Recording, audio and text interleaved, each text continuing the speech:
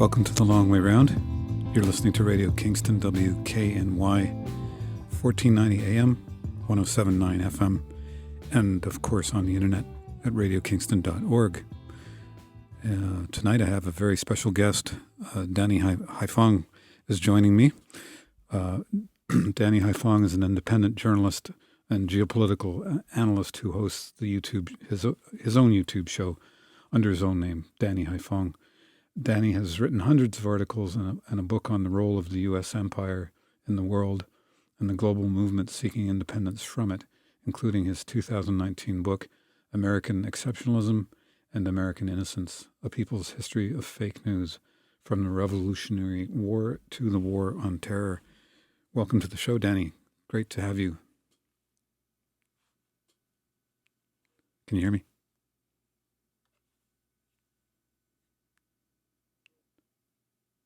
Recording in progress. Good to be with you. Yes, I can. There's a little bit of you were cutting out a bit in the intro on my end. I don't know if that's internet connections, issues, but yeah. Anyway, I can hear you fine now, so that's good. Anyway, as I was saying, I'm really, really happy to have you on the show. I've been a fan of your work for quite a number of years now, and I often look to you for correcting the record when it comes to the American empire and how we're gradually, I don't know what the word is, but I guess we're trying to readjust to a new world, and I'm not sure America's doing a particularly good job of that. So I wanted to ask you. You recently had Pepe Escobar on your show. I think it was just a couple of days ago, and he was talking about the various forums that he'd just attended in China. And could you tell me a little bit about Pepe, give me a bit of his background, and also discuss some of the highlights of that conversation that you had?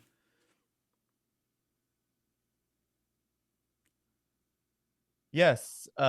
So Pepe Escobar, I mean, he's been a geopolitical analyst and a journalist for many years. Politics, understanding empire, the coalition of the willing that it had organized along with NATO countries and, of course, compliant countries in the region. And so Pepe Escobar's analysis has been absolutely critical because his coverage of integration of the various projects that nations like Russia and China are engaged in right now, these projects of global development where the impetus behind them is to establish more sovereignty, increase sovereignty around the world, strengthen sovereignty. And to do this, it takes economic, political, diplomatic, and even military means. But Pepe Escobar has been covering the economic integration that these two countries in particular are spearheading, but which really includes hundreds of countries around the world, the vast majority of them, if not all of them,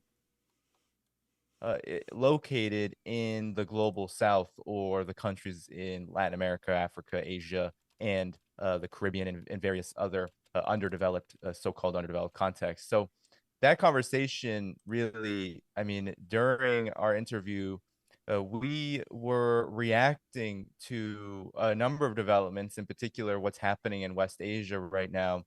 Israel, of course, most people know, is on an onslaught on the Palestinian people and is committing the most horrific atrocities. And of course, the word genocide has been thrown around quite rightly because of both the intent of the Israeli government and, of course, what it is doing really does amount to it. But in West Asia, there's been interesting developments as this conflict turns regional, and Yemen, the Ansar Allah, the so-called Houthis, who have been put back on the so-called U.S. terrorism list, these forces in Yemen that lead the government of Yemen, that are the legitimate government of Yemen, have taken such a courageous stand in defense of Yemen, I mean, in defense of Palestine, through its blockade of the Red Sea, which continues on to this day. So we were really reacting to this and talking about a broad number of developments, but in particular, the ways in which we see Russia, China, and the global South, which includes incredibly oppressed countries like Yemen, stepping up to the plate to offer an alternative to what really is this dragging and declining US-led empire around the world. It's an exciting moment, but it is one, of course, with many contradictions, many issues, and many problems. In particular, the fact that none of these countries really get breathing room. They have to do it they have to pursue sovereignty. They have to take courageous steps like the Red Sea blockade, like standing in solidarity with Gaza under the impetus and pressure of the US led empire, which often leads to things like airstrikes, which Biden has guaranteed now for the indefinite future on Yemen, another war. So that's basically, I try to have Pepe Escobar on as much as possible because he is really one of the few journalists that is writing about projects like the Belt and Road Initiative, the Eurasian Economic Union led by Russia, the Belt and Road Initiative led by China, and all of the corridors, the pipeline development, all the infrastructure development that's happening across Asia in particular, which really is laying the foundation for a more independent mode of development that is free from US interference. That's what's happening, and that's what China and Russia are leading. And there's a lot of talk on de-dollarization, but the most significant aspects of this really is the fact that there are concrete projects that are raising the standards of living of people all across the world, and that are not including, not because the US doesn't have a choice in this, but because the United States has decided to separate itself from the world. And if it isn't what the US or what directly benefits the US, only a zero sum game. If it's not that, then the US doesn't want any part of it. So the United States has left itself out of these development projects, these integration models, these projects of development, and Russia and China are leading them. And it's really creating this new multipolar world that many people are seeing more and more as bipolar, because it really is becoming more and more so the United States and the collective West on one side and the rest of the world on the other. Well, I mean, that division couldn't be more further well illustrated by what occurred in Davos last week. It's such an arrogant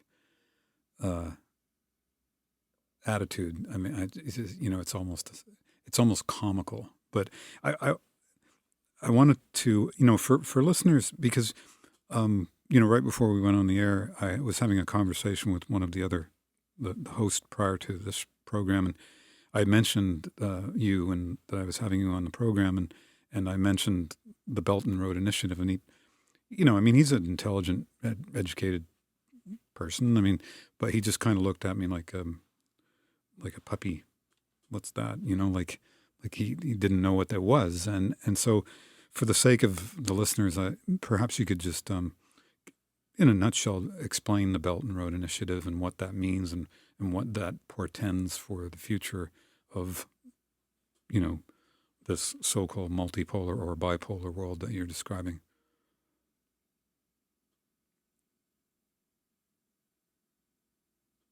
Sure. The Belt and Road Initiative was established in 2013, and it was established by China, actually, in Uzbekistan. And essentially what it was and what it continues to be is a model, an integration project, a trade, really a multilateral trade mechanism that China spearheads and leads. It's really its chief foreign policy initiative. And it is made out of components, or is comprised of components of direct bilateral and multilateral economic development first and foremost. So this isn't a political project. It's not diplomacy per se, although all of that has to go into it. But really what it is it's a model of connecting China, integrating its economy deeply, or more deeply, I should say, with its neighbors. And of course, as the name suggests, it really is about extending China's capacity to link its economy with the economies around the world through a maritime belt and, of course, an increasingly extensive quote unquote road, which really is just a euphemism for the rail links and all the various infrastructure it takes to connect China's economy with the rest of Asia, with African countries, with countries all across the global south and Latin America. The Belt and Road Initiative is now huge. In just over 10 years, you have more than 150 countries that are a part of it. You have more than 1 trillion US dollars, that's US dollars, being invested in infrastructure projects around the world.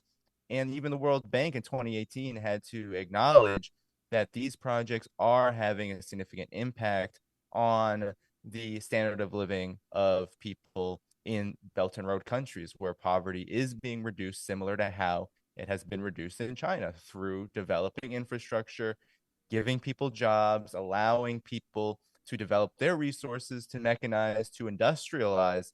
That really is what the goal of the Belt and Road Initiative is. And it was originally called the New Silk Road because the focal point of the Belt and Road Initiative is through the old Silk Road.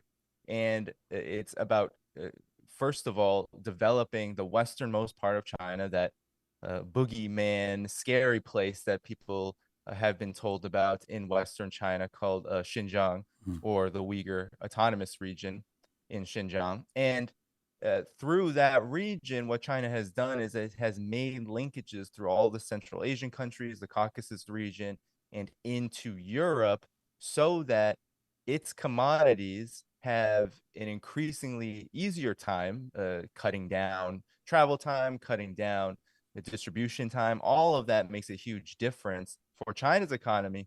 And then for the economies of these countries, it makes a huge difference to be able to, through increased roads, rail linkages, pipeline development, all of this, by doing this and connecting their economies with China, they are able to further integrate around the world. And that's why it is such a popular project. It's such a popular a mechanism for global South countries, because they see real tangible benefits and they see it really fast. I mean, their achievements are very easy to see, even in just the last couple of years. You had the Sino-Lao Railway, for example, which got off the ground in 2021, but has been operable for nearly 2 years now, or a bit over 2 years now. And it has made a huge difference in Laos economy, an economy that once was completely landlocked, a country that did not have the capacity to get its goods around the region, or to it had no rail system whatsoever. And now with this high-speed rail, it's been able to increase its rate of exports astronomically. Its tourism industry is bustling now, and it's able to increase people-to-people exchanges in a way that it had never been able to do before. So Laos economy has done incredibly well. And in order to build that railway, China had to actually dig up and um, um, essentially address the fact that there were hundreds, if not thousands, of unexploded ordinances in Laos soil, in its, just in the dirt from which China was attempting to help Laos build this railway, because of the fact that Laos was one of the most bombed countries in human history during the US's invasion of what was then called, quote unquote, Indochina. The United States didn't just bomb Vietnam into the Stone Age, it also bombed Cambodia and Laos as well. So Right. China actually assisted Laos in digging up those unexploded ordinances and developing this high-speed railway. And now Laos economy is growing faster because of it. The same has happened with the Jakarta-Bandung Railway in Indonesia. And the examples just go on and on and on. Turkey has just opened another rail system because of China's help. I believe it's an airport rail system that connects to its international airport. That happened within the last year. So there really are no shortages of examples from which to point to. It really is a flagship infrastructure development project. which, despite all the rhetoric, despite all the propaganda and the vitriol that the Western mainstream media has tried to throw onto it, it has achieved quite a lot. And I'm only touching the very tippy surface of what it has actually accomplished. So the Belt and Road Initiative is, in my estimation, one of the biggest examples of what the future of economic development really is. It is about focusing and emphasizing raising the standards, raising the development and the capacities of those countries that have been so plundered, so exploited, so destroyed and oppressed for so long, focusing on their development, helping them connect to the rest of the world so that they can have a better chance to improve the lives of people, and also do things like establish better ways to develop, like developing in a cleaner way, developing in a more environmentally friendly way, developing in a manner that doesn't require war, conflict, chaos in order to achieve the results intended for whichever force is behind development. And that's what makes China's Belt and Road Initiative different from, let's say, how the IMF and the World Bank operate as appendages of US and Western military power, because that's really what they are. And so Africa, Latin America, countries all across Asia, in Eastern Europe, and even Western Europe. It took the United States literally strangling Italy politically in the back rooms, telling Italy to jump off the Belt and Road Initiative ship for it to do so. If it wasn't for the election of Giorgia Meloni, if it wasn't for the fact that the United States was so desperate to get some kind of public relations win over the Belt and Road Initiative over China in the last couple of years, Italy would still be in the Belt and Road Initiative, because Italy, Greece, even European countries have joined into it because they know that they can't get what China is offering from their so-called partner in the United States. They can't get it. The United States isn't building this. The United States isn't building it in the United States. The United States isn't building it around the world, but China is. And so that's why we see the Belt and Road Initiative growing. And I was talking recently about how the Belt and Road Initiative is really at the heart in China's development. China as a whole is really at the heart of most, if not all, of what the United States is doing foreign policy wise. Even this recent Iran Pakistan so-called conflict, which is now looking less like a conflict and more like a coordinated effort to rid of terrorism in the region.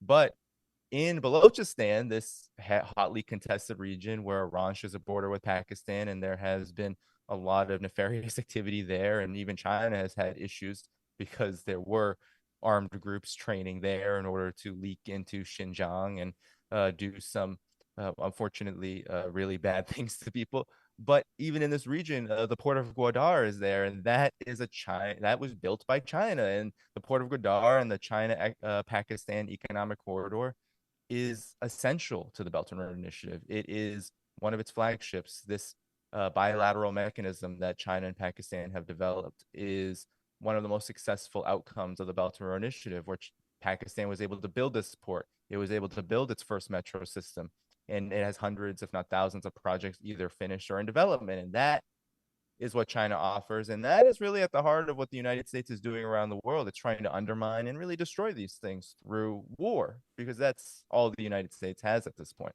Well, yeah, that's. I mean, one thing I did pick up from your interview with Pepe was the fact that the Chinese vision is they're looking 25, 30 years down the road with this. This is not sort of a short-term idea, whereas it feels, and correct me if I'm wrong, but it feels like America no longer has a vision for the future other than a war economy, basically. But I want to play a bit of, to address kind of the elephant in the room in the sense of playing a bit of devil's advocate, because and almost inevitably, in every conversation that comes up about China, the kind of almost knee-jerk response is, yes, but they've got such a terrible human rights record, and look what they've been doing to the Uyghurs in Xinjiang. So, and also I'll broaden that idea just a bit further to say that could someone look at what China is doing and say, well, this is just another form of colonialism dressed up as something a bit different? If you're a small African country, are you trading one master for another? People will refer to poor worker conditions, so forth. So I'd love for you to weigh in on those fairly heavy subjects. Yeah, no, they're huge subjects.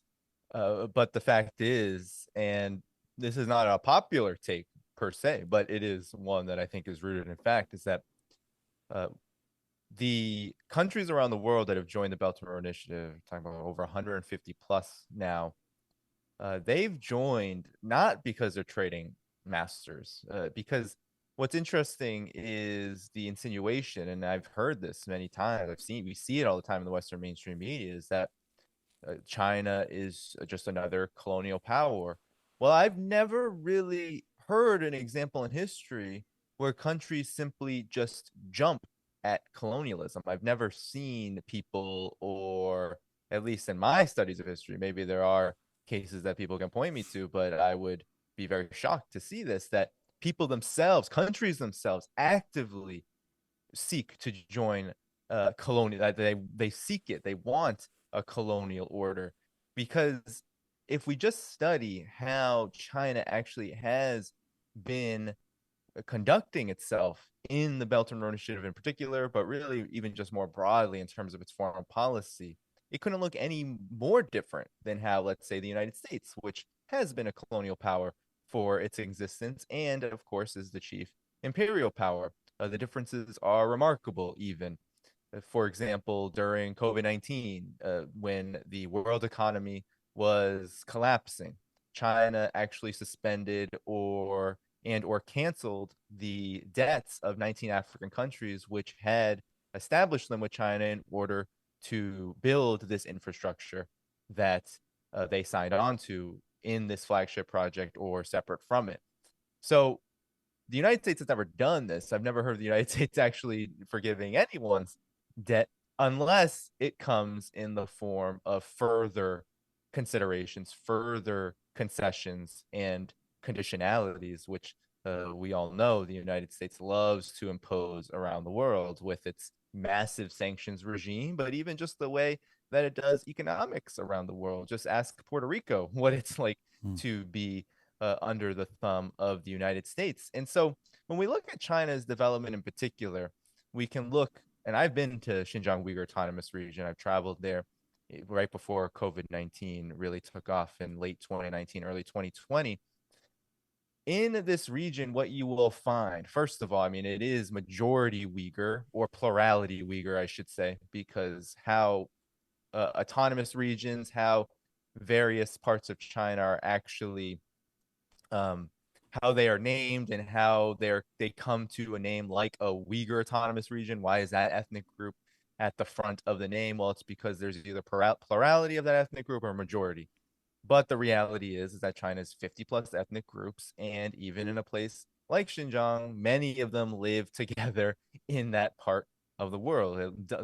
At least more than a dozen, if not more, ethnic groups live in Xinjiang Uyghur Autonomous Region. But what is striking about going there, and also what's striking about understanding how economic development has happened there, is that everybody is improving. Everyone's life is improving.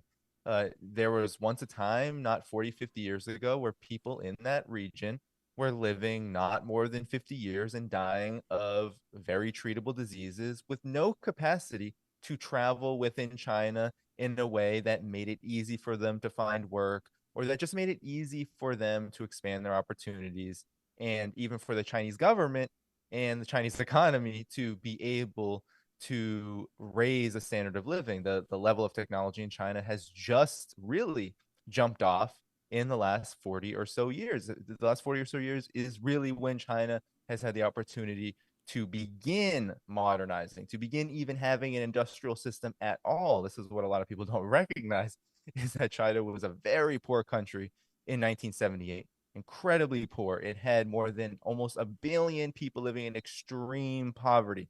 It's a lot of people. Now it has zero, and people in Xinjiang, Uyghurs in particular, but really everyone who lives in that region, have seen their standard of living rise to the point where there are no people who live in extreme poverty there. So that is the difference between Chinese quote unquote colonialism and the real thing, let's say led by the West and the United States, is that curiously in China, people's lives get better under colonialism, while the one that the United States, the actual system of colonialism the US and the West have led for centuries now, has only caused devastation, usually greater devastation, and usually new forms of devastation, depending on which context we are talking about, whether we're talking about the US proper or we're talking about the global situation. So, when it comes to Belt and Road countries, it is a very interesting attitude for,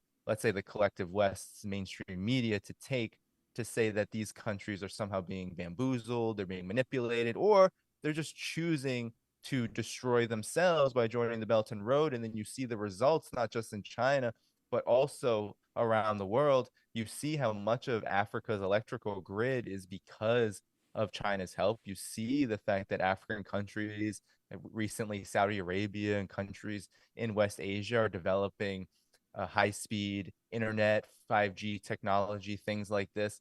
None of it would be possible without China. So people's lives are improving in a very concrete and a very measurable way because of China's development. And we can't really say the same about the US or the G7 countries, which have attempted to frame themselves as being the more attractive alternative to China. We don't see that. I mean, we can easily point to, let's say, the proxy war in Ukraine or what's going on in Gaza, and we see the exact opposite. These are things that China doesn't engage in. It's not engaging in a genocidal war anywhere in the world. It's not engaging in a proxy war anywhere in the world. China is, if we look at its foreign policy, very steadfast and very committed, and similar to how a lot of people, friend of my show and friend Scott Ritter and others have said about Vladimir Putin and Russia. You can actually, if you just read and follow what they say and do, you can get a good picture of what's happening. Well, China is no different, if not more so, along those lines. If you just follow what Xi Jinping says, what the Chinese government says, and what happens, usually there's quite a bit of alignment. So much so that US intelligence has had to admit, and they've admitted this in the annals of the mainstream media of late, panicking because the CIA can't seem to get a foothold in China. They've said that what they do is they just read Xi Jinping's speeches in order to understand what's happening in China. Why do they do that? Well, they can't really spy on China because they're having a hard time doing that. They've long found themselves busted inside of China. But in retrospect, a lot of the reasons why they do this, and this is a long-standing CIA practice and a long-standing intelligence practice, is, well, you learn about a country by actually studying who their leaders are, what they do, what they say, what their policies are, what a government's policies are. It's pretty basic stuff. But when it comes to China, and when it comes to this kind of Cold War, this zero-sum game, this pursuit of hegemony at all costs led by the United States, all of this reason, this rationality, sort of these basics 101 of geopolitics, of international politics, goes out the window in order to satisfy the lust for power and the lust for dominance. And that requires a population that's able and willing and essentially manipulated into believing something that isn't there. Mm-hmm. So we have to go to a break in a second, but I'll just finish off this part of the conversation by saying, or asking, so you didn't see any concentration camps or anything like that, and you didn't notice that in your travels? No. I've been to China twice. I've only been to Xinjiang once, but I was in another region twice, Gansu province, which is bordering in Western China. It borders Xinjiang Uyghur Autonomous Region. The Hui people, which are another predominantly Muslim faith practicing ethnic group in China, are the plurality, I believe, in that region. And so in both of these regions of Western China, there were no concentration camps. No. China has a criminal justice system like every other country has, but interestingly enough, its prison population as a whole is smaller than the United States, is despite having roughly 4 to 5 times the population. So Well, China there's a actually, reason for that. It's because they haven't made putting people in prison a big business. yes, and they I do mean, not invest. Policing is not really, interestingly enough, it's not really how China likes to invest its economic resources. If you go to China, police are not everywhere. They're not heavily militarized.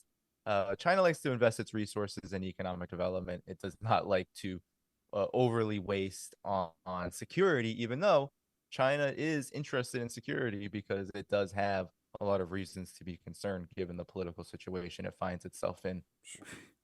we lost I consider one of the greatest journalists of our times, John Pilger, recently. Did you ever have John on your show? I did. Yes, I did have John on my show. I believe it was early 2023. Hmm. Well, John was on here last year, and basically we spent most of the time talking about his film, The Coming War on China. Um, and I'd like to delve into the whole issue of Taiwan, the one China policy, and also um, the recent election in Taiwan. And last but not least, but I'll remind you, what what would war with China really look like? I mean, come on, let's be real. So to get right back to it, maybe give me a bit of background on why America is provoking China so much.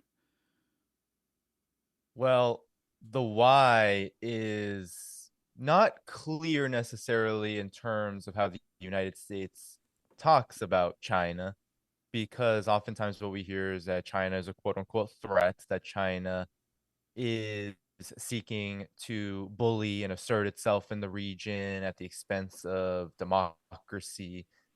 But the reality is that the reason why the United States, and really we're talking about the US military industrial complex, the political establishment, and of course the ruling elite that controls both, the reason why they're so interested in provoking China is because China is rising at such a rate that a number of historical developments are going to happen, or should I say, historic developments are going to happen just in the next 5 to 10 years alone.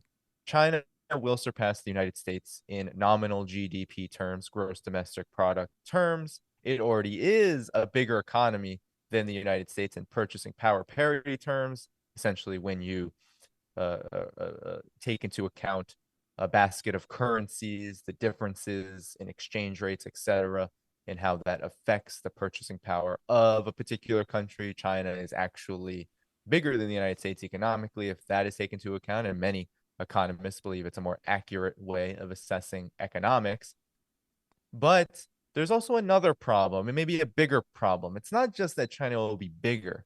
It's not just that China will be the number one economy.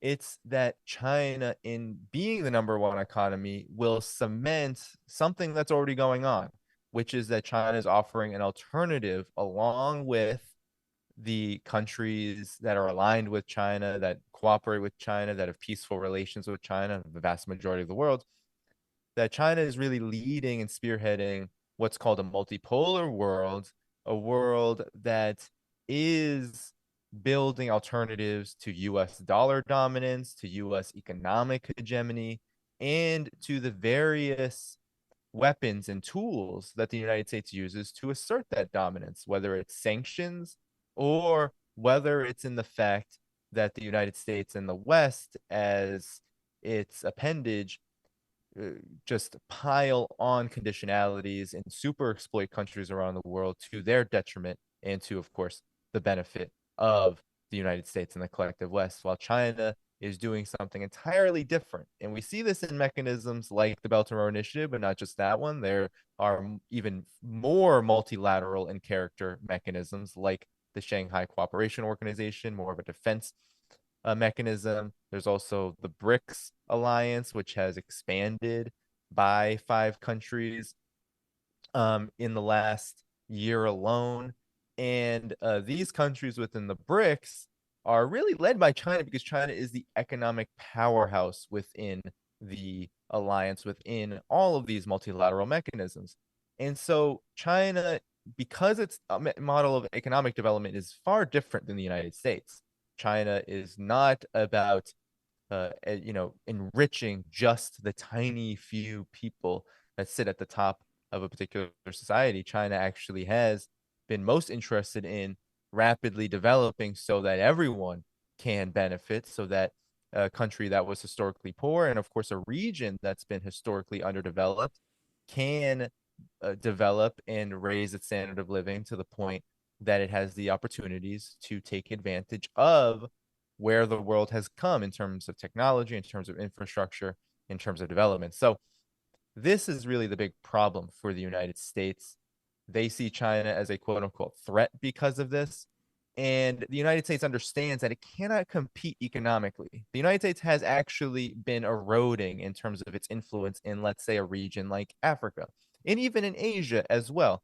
In most parts of the world where the poorest people reside, the most oppressed and exploited people reside, the United States has actually been doing the opposite of investment. It has been divesting from these countries. It has been moving capital away. It has not been investing in productive economic development. And why is that? Well, the United States is not led by a development model or people who are interested in this. Most people who rule over the United States are interested in making money on top of money and in securing the so-called national security apparatus, or we could say the military industrial complex necessary to accumulate that money on top of money. And so that means that, for example, the United States, its investment on the African continent dwarfs that of China. I believe it's something like 60 billion US dollars compared to China now exceeding 250 billion US dollars. It is a massive difference. So the United States understands it can't compete with China economically, but it also understands that there's a huge reason why they have, and as you mentioned, John Pilger's great documentary on this, The Coming War on China, there's a reason why the United States spends so much on military, on national so-called quote unquote security, is because the way that the United States and really the ruling elite and especially the neoconservative foreign policy establishment, the way they see maintaining and even expanding their dominance is through military means. And so that's the principal reason why China finds itself in the crosshairs of U.S. military and, of course, its so-called allies. It finds itself in the crosshairs of the U.S. military and its so-called allies. That's really the principal reason. In Taiwan, that's supposed to be the unsinkable aircraft carrier of the United States. It used to be that of Japan. When Japan was invading China, they believe so-called Formosa was the place where they could launch the brutal invasion that they waged during the Second World War on China. And they believed it would be successful. The United States is really trying to put that model on steroids, militarize Taiwan, but they're doing so under circumstances that are far different than the Second World War. Now Taiwan is internationally recognized as a part of China. Most countries around the world stipulate this, agree to this. The United Nations, of course, is the one that allowed China back into the General Assembly back in 1971, allowed the mainland China, the People's Republic, to be the rightful government of China after many decades, 2+ decades of being essentially kept out under sanctions led by the United States. But Taiwan now is a province of China. It's part of China's territorial integrity. It's part of its territory. What And the would be, United what States would, has sorry to interrupt. stipulated this as well. Sorry to interrupt you, Danny, but what would be for people who may not understand that completely, what would be the analogous comparison? So if we were to say that Taiwan is considered by China as a province, would that be sort of like saying the same thing about Texas in the United States or Hawaii? Mm. Well, it's those are interesting and it's complicated making the comparison because really what Taiwan is a kind of an extension. It has a very particular history. For the United States, it would probably be more akin to, let's say, Puerto Rico, which is considered not a state but a territory controlled by the United States. So analogous to Puerto Rico, however, unlike Puerto Rico, which has a long history and a legitimate history of fighting for independence, since the United States did acquire a colony in a brutal intercolonial war, the Spanish American War. Unlike Puerto Rico, Taiwan has historically been part of what you could call China proper throughout its thousands of years long of history. And then it was colonized by Japan very, very close to the time the Spanish American War was happening, actually in the late 19th century. And after many, many, many decades, the Second World War, that's when Taiwan became part of China again. However, it was based on, and this is a long history we can get into, but I'll just summarize it. During the so-called Civil War, the Chinese Revolution, there was a dispute. And that dispute was the nationalist government that fled to what was then called Formosa. Now we call it Taiwan. Was that Chiang They Kai-shek? believed themselves, yes, under Chiang Kai-shek. He believed, and still the KMT, the Nationalist Party, they believed that they were the rightful government of all of China, while the People's Republic of China, led by the Communist Party of China, believed themselves to be the rightful government of China. Just so happens that the Communist Party of China is far more popular than the KMT, and that's why we don't have a KMT ruled government anymore in China. There's a lot of historical reasons for that. But the point is that these two parties, these two political entities in China dispute who is the government of all of China, but none of them see Taiwan, let's say, as independent. So it's a very unique situation, but it would be more analogous to China's already existing one country, two systems model.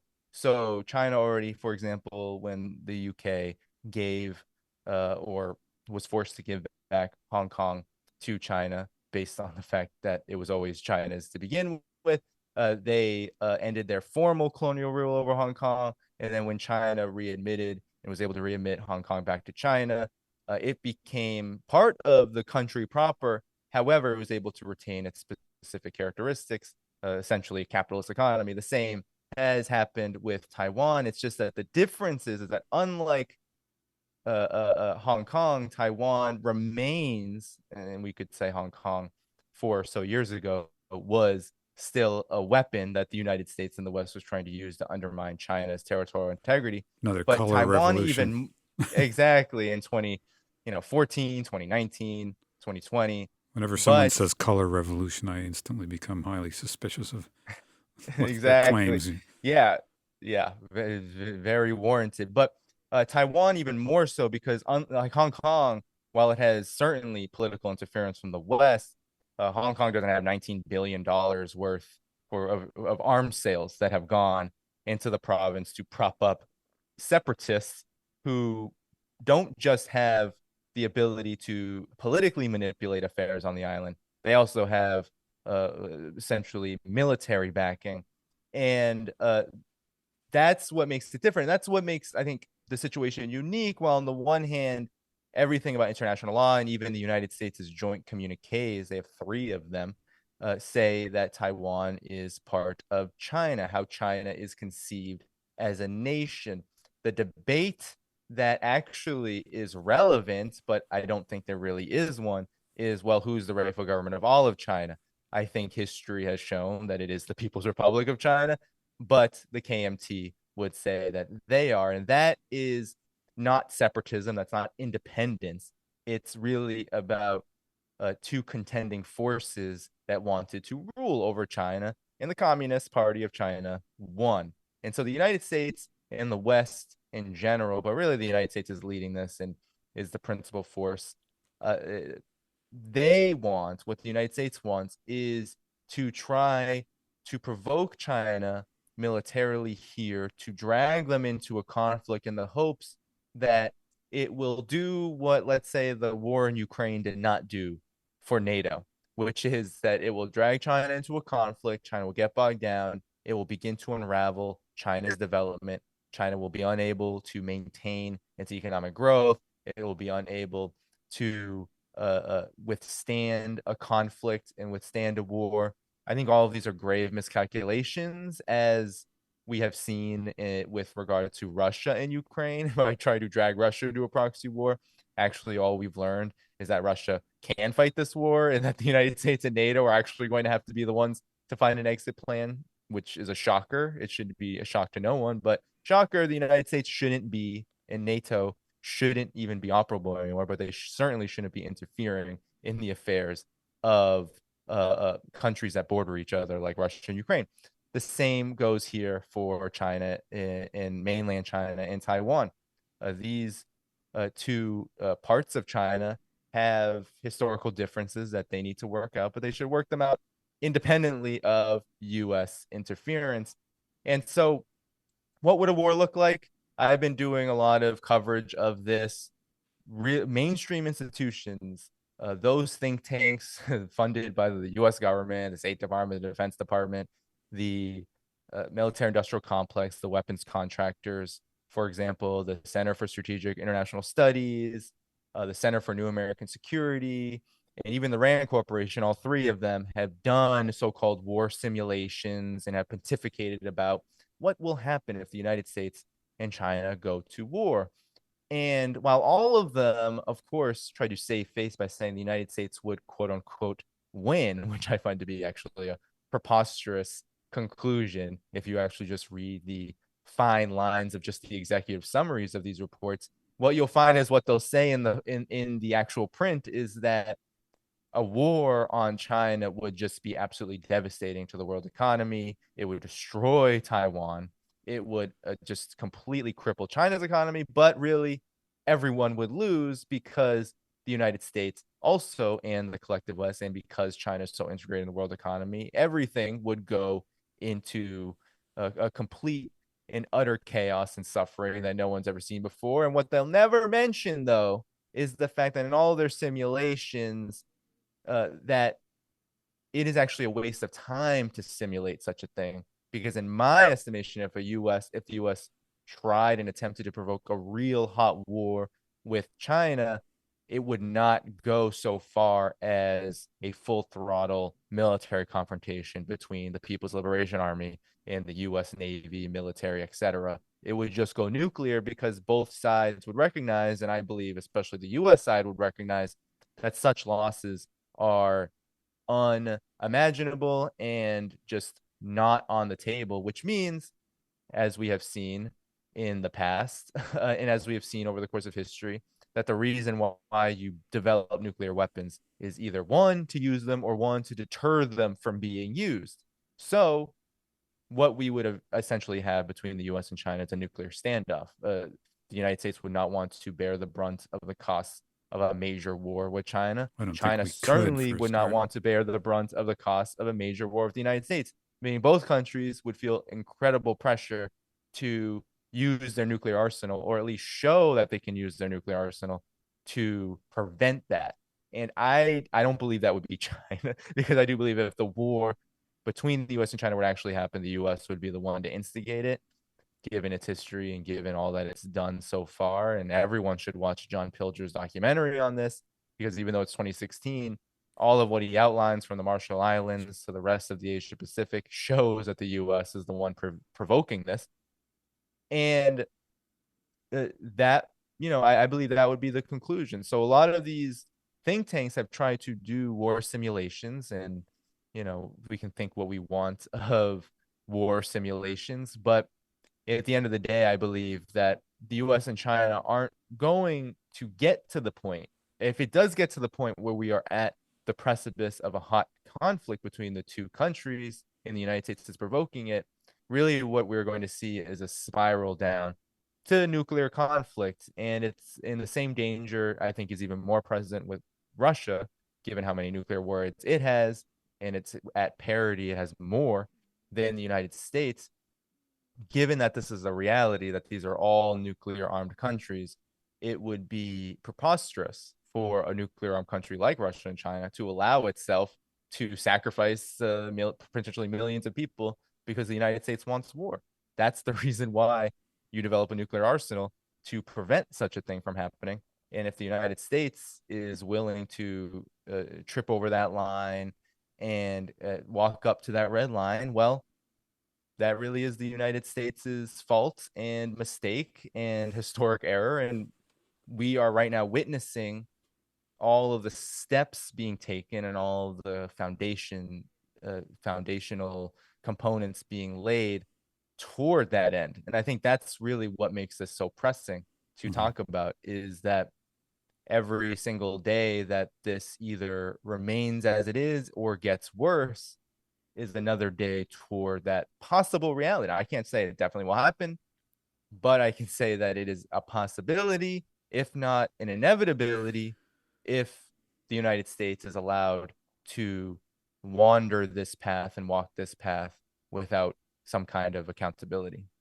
Well, I mean, Scott Ritter, whom we both have talked to, is on practically a one-man mission to avoid the consequences of a potential nuclear war. I mean, he's in Russia as we speak. And, you know, when you have people in Washington talking about what they might call a limited nuclear strike, I mean, that, you know, just the fact that people are even throwing those terms around is quite frightening to me. And then, of course, you know, if you know history, you know how many times over the past 60, 70 years we've come, you know, very close. I mean, there's the famous situation, I think it was in 1983, where a Russian, you know, commander of some, well, I mean, basically he was given the option of describing what he thought looked on his screen as an incoming nuclear strike.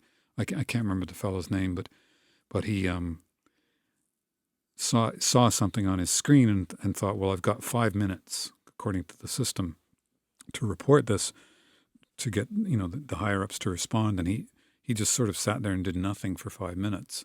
And fortunately, he did nothing for 5 minutes, because it turned out that those things that he was seeing were just reflections. You know, they were not nuclear weapons. They were reflections of something else that got misinterpreted. And, you know, we were that close. I mean, and this has happened numerous times. So you can't discount, you know, human failings, you know, mistakes. They can happen. And to have countries that are armed to the teeth with nuclear weapons rattling their, well, it's not really China, certainly not China, that's rattling the saber. And I really don't look at Russia in that way either. You know, contrary to what many people will say, I do feel that the situation with Ukraine was a provocation, that Russia really was kind of pushed against the wall with not much of an alternative. That narrative doesn't go down too well with a lot of people. I know that. But I know you have to go in about 3 minutes. So is there anything you'd like to finish off by saying before you leave?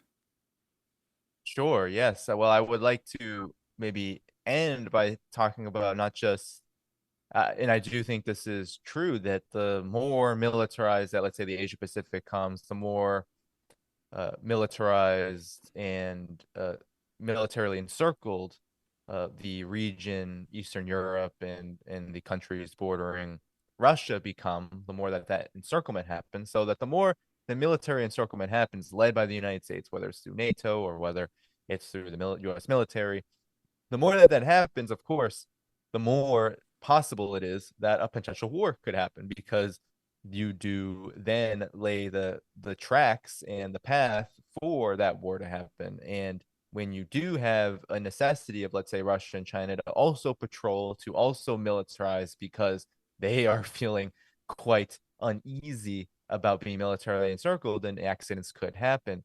But I also want to note that one of the issues that people should be aware of is the fact that, one, the United States has used nuclear weapons before. It used them on Japan to conclude, or should I say, to kind of put the whipped cream on top of World War II. The war was over, but the United States wanted to show the Soviet Union, which was marching toward the direction, and wanted to show the Soviet Union that the United States had this kind of capability. But also, Daniel Ellsberg, before he died, I believe just in the last few years before he died, revealed, and this was, I think, already common knowledge, but I think he was able to leak documents that specified and made it verifiable, that the United States has threatened nuclear war on China on numerous occasions during the first and second Taiwan Straits crises, in particular, the second in the late 1950s, where the United States had attempted to take Taiwan basically and use Taiwan as what it's doing now, a military outpost of its so-called empire. That is what the United States was trying to do then. It was trying to stop the spread of quote unquote communism by militarizing the region. Of course, we saw the invasions of Korea and Vietnam and all of that, all of which portended a possible nuclear war. We, of course, I didn't live through the Cuban Missile Crisis, but the Cuban Missile Crisis was another example of the United States getting very close to the precipice of nuclear war. So the United States, was what I'm trying to say, is that its ruling elite, its political class, perhaps should be the focus here.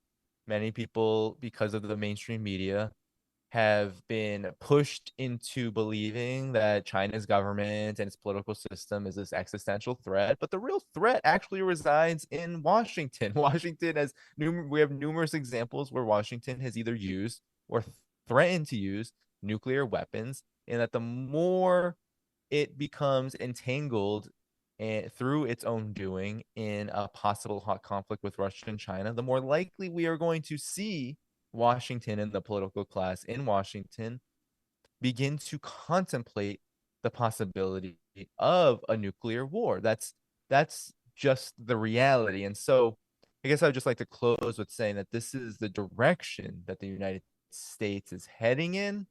I think we're seeing all these flashpoints now emerge. We didn't even talk about West Asia and Gaza and all of that with relation to Israel and how that's turning into a regional conflict. But it's all connected. All of these flashpoints, from Ukraine to what's happening in West Asia and the Middle East to what's happening in Asia Pacific, all of them are linked by a general trend and pursuit of the United States to maintain its hegemony in order to stave off its own decline vis-a-vis the rise of Russia and China. So these two countries, China in particular, are rising. They are going to be, if not already are, major quote unquote superpowers, although I don't think either of them would really consider themselves superpowers. But these are countries with vast amounts of wealth,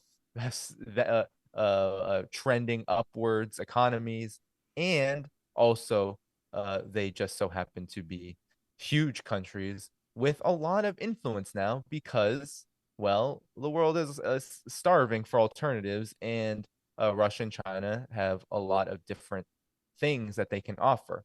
The United States has an option here. They have a choice, or they have a number of choices, but there's a couple. The United States has the option of allowing itself to fade away to be just another country. When I was in China last, I met with Yang Jiemin, who is the brother of the former foreign minister of China, Yang Jiechi. And what he said to us in my delegation in July when I went to China, he said, well, the United States needs to learn to become another country. It can't be a superpower. It's not going to be the dominant country in the world.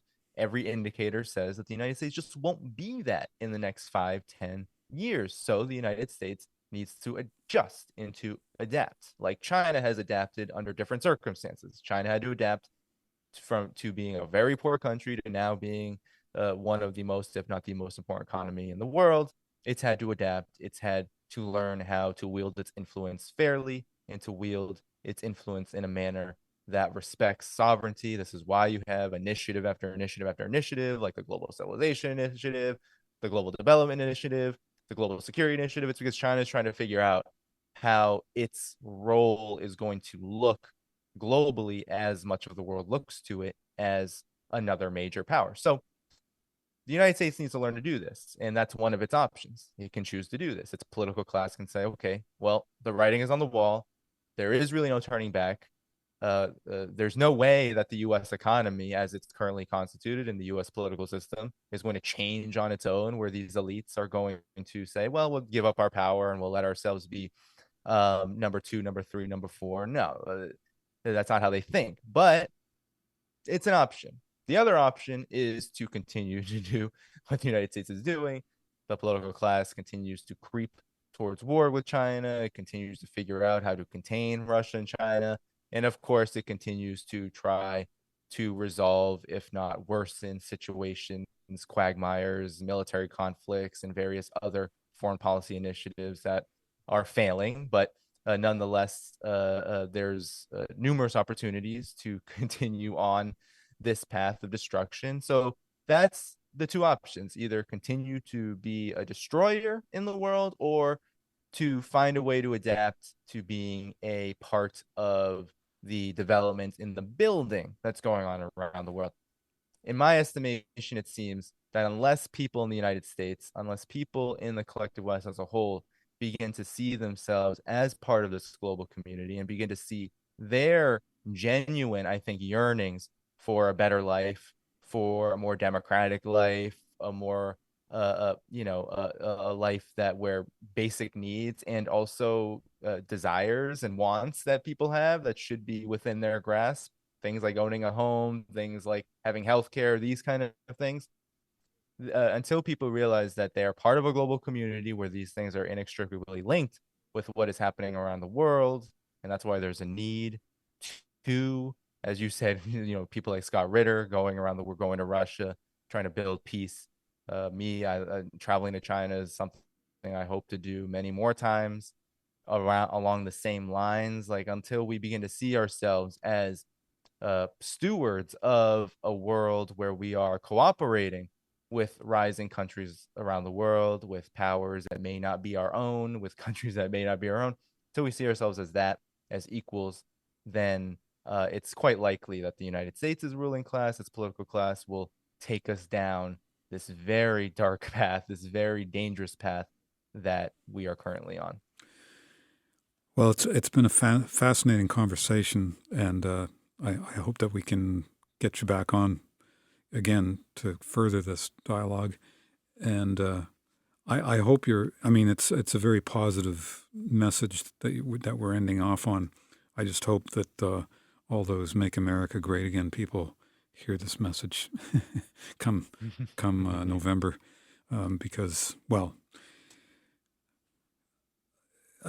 yeah, say no more about that subject. But anyway, thank you so much, Danny, and I really appreciate your time and wish you all the best. And I'll be following you, of course. And for anybody listening in the audience, you can go to Danny Haiphong on YouTube and join his channel and you're pretty active on there, so you're pretty much an everyday kind of person, so you're always on it. So we appreciate that very much, Danny. Have a good night. Thanks so much. Thank you so much for having me, and yes, have a good night. Cheers. Be well. Thank you.